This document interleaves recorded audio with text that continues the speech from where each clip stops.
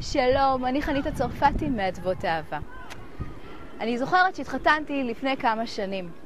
הנה אני בסמלת הכלה שלי. איזה כיף זה התחלות. האהבה, ההתרגשות, הקבלה.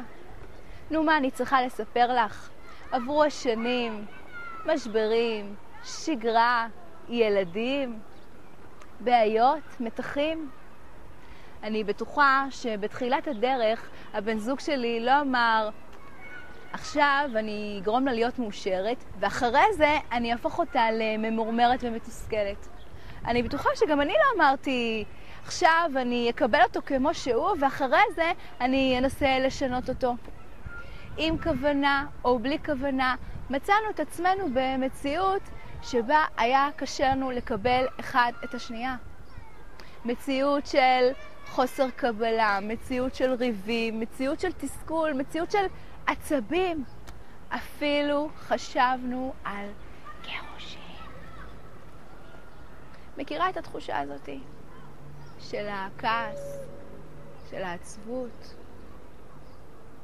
של התסכול, של מה עושים? נמאס לי מהבעיות בזוגיות.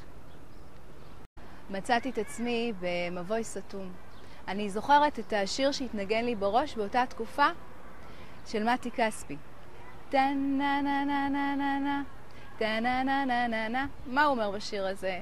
אמרו שאהבה היא טובה, היא טובה, ואיפה אהבה ואיפה אני, ואני ממש לא ידעתי מה לעשות. ידעתי שיש פתרון, אבל לא ידעתי איך אני מגיעה אליו. ואז עשיתי חושבים. אני במקצוע שלי, אני מתמחה בתהליכי שינוי והתפתחות אצל אנשים. אני מאוד מאמינה בכוח של התת מודע. אני גם מאוד מאמינה בכוחה העצום של אהבה. בזכותה עברתי תהפוכות בחיים. איך אני משלבת בין השניים? חיפשתי, למדתי, התנסיתי ומצאתי את הדרך המופלאה שעזרה לי ולעוד נשים רבות להוביל את הזוגיות, ליצור מציאות של אהבה, של קבלה, של שקט נפשי. הבנתי שבתור אישה יש לי את היכולת, יש לי את הכוח להפוך את הזוגיות שלי למערכת יחסים טובה, למערכת יחסים מאושרת. רוצה לדעת איך לעשות את זה?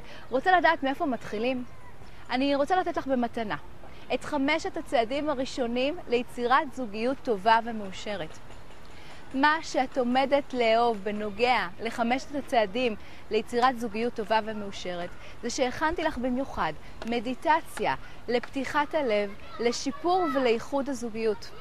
אז בואי, מלי כאן את הפרטים שלך, את השם ואת האימייל, ואני שולחת לך כבר את 5 הצעדים הראשונים ליצירת זוגיות טובה ומאושרת. אני מאחלת לך יקירה, שתהיה לך זוגיות מלאת אהבה, הרבה שמחה בלב. חנית הצרפתי מאדוות אהבה.